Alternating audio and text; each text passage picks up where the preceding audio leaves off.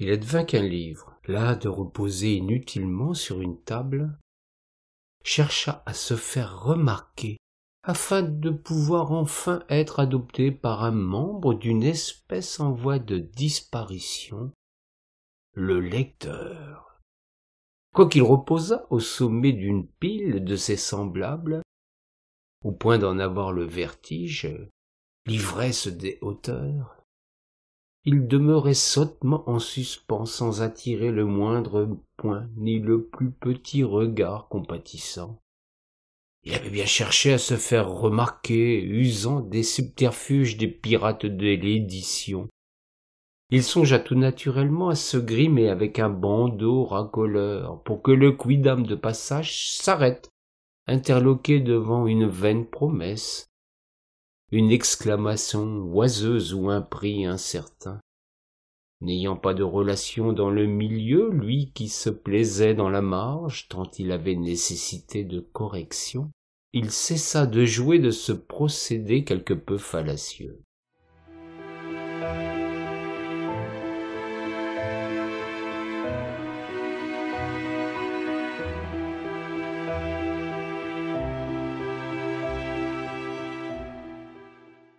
Il crut opportun de se faire accompagner d'un recueil d'articles de presse, soigneusement déposés sur un lutrin, glissé amoureusement dans un porte-vue qui le faisait devenir chèvre au point de se nommer presse-book dans les milieux autorisés.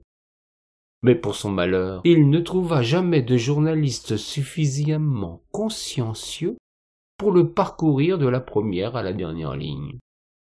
Il aurait dû déléguer l'article à un pigiste, se contentant de narrer la vie de son créateur, et d'afficher sa trombine, ce qui dans son cas ne poussait guère à l'achat compulsif. Il avait le malheur d'être né sous la plume d'un personnage qui n'avait rien d'avenant, de plaisant, lui qui était né avec un nom inconnu dans le milieu. Il lui fallait compter sur lui-même pour se faire une place en tête de gondole, aventure dont il ne se sentait pas capable.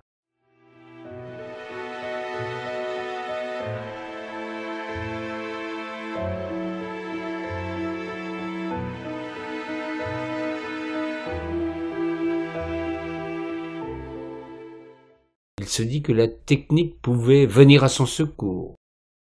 Il songea un temps à remplacer les numéros de page par un QR code qui assurerait le travail fastidieux de lecture à la place de celui ou de celle qui tentait cette curieuse expérience. Hélas, le temps de lire le code barre, l'appareil sonnait ou bien donnait des nouvelles de la planète, ce qui renvoyait son message aux oubliettes. Le livre broyait du noir, tombait en dépression, faisait grise mine tout en ne parvenant pas à tirer le chaland sans tirer la couverture à lui. Avouons à sa décharge qu'il avait jaquette insipide, sans titre racoleur ni illustration coquine. Il avait fait le choix de la sobriété, erreur funeste dans ce monde des apparences et de la vacuité. Il était trop tard pour se refaire la façade, et encore plus pour tourner le dos et se parer de critiques venant des plus grands titres de la presse nationale.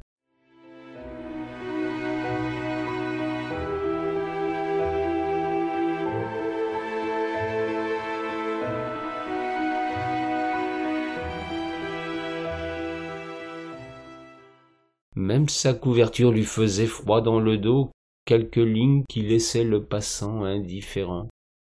Il est vrai qu'il eût fallu à celui-ci soulever cet ouvrage, faire effort de le retourner et lire ce résumé maladroit. Le plomb pèse trop lourd pour qui n'a ni l'envie ni le désir de se muscler les neurones. Il se décida à faire salon puisque les vitrines des librairies étaient tombées aux mains des éditeurs et de leur stratégie hégémonique. Il ne peut se glisser dans cette foule de noms célèbres qui prétendent écrire ce que le plus souvent ils ont confié à un rédacteur anonyme. La place était trop chère. et ne venant pas de la capitale, son titre et son auteur minuscule n'avaient nul espoir de faire la devanture. L'aventure tournait court. Il se résolut en désespoir de cause à faire salon en compagnie de milliers d'autres collègues promis à l'indifférence et au retour à l'envoyeur.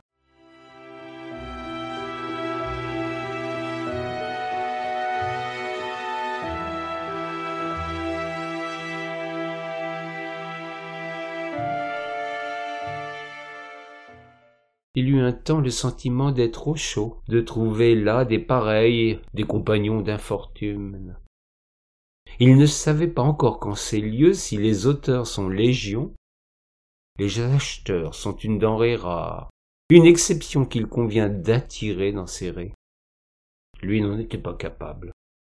Il manquait de caractère en dépit de son allure gothique, de son titre roman et de son récit picaresque. Il ne pouvait davantage compter sur son auteur, un être falot, un piètre orateur, un misérable vendeur. Si l'écrit est son domaine, l'art de leurrer les gogos n'était en rien sa tasse de thé. Le livre n'avait aucune chance de sortir du lot, lui qui pourtant avait mis tant de cœur à son ouvrage. Il accepta la mort dans l'âme d'abandonner la partie, franchissant le pas afin de faire le grand saut dans le vide. Il confia sa destinée au pilon.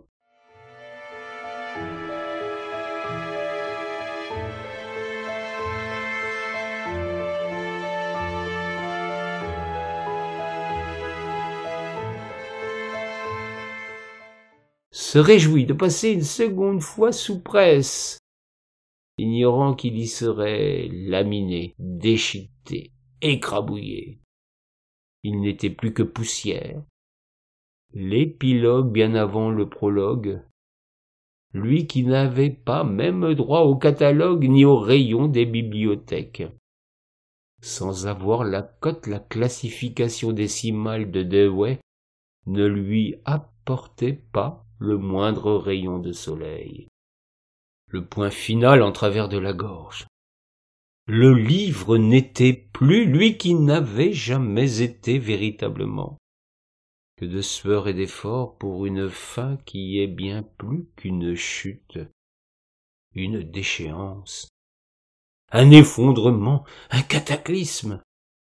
Il faisait don de son titre et de sa substance même au silence et à l'absence.